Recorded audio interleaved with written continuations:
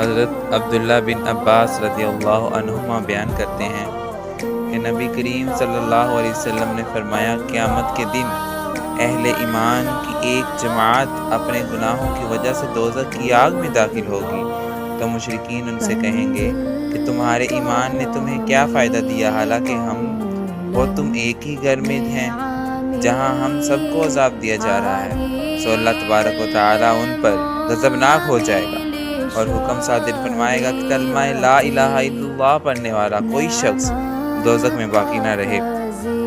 چنانچہ سب کلمہ پڑھنے والے مسلمانوں کو دوزخ کے عذاب سے نکال لیا جائے گا، حالانکہ وہ جل کر سیاہ کوئلہ کی طرح ہو جائیں گے، ماں سوا ان کے کہ ان کے چہرے سیاہ بھی نہ ہوں گے اور ان کی آنکھیں نیلی بھی نہیں ہوں گی۔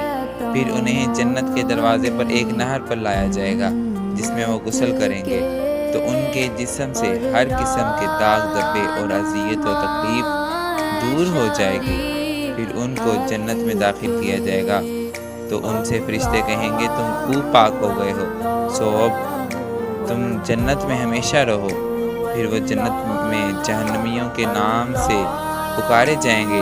نبی کریم صلی اللہ علیہ وسلم نے فرمایا، پھر وہ لوگ اللہ تبارک و تعالیٰ سے دعا کریں گے، اے اللہ ہم سے یہ جہنم والے نام کو دور کر دے۔ پھر اللہ تبارک و تعالیٰ ان سے یہ جہنم والے نام کو دور فرما دے گا۔ جب یہ لوگ جہنم سے نکلیں گے تو کفار کہیں گے کاش ہم بھی مسلمان ہوتے۔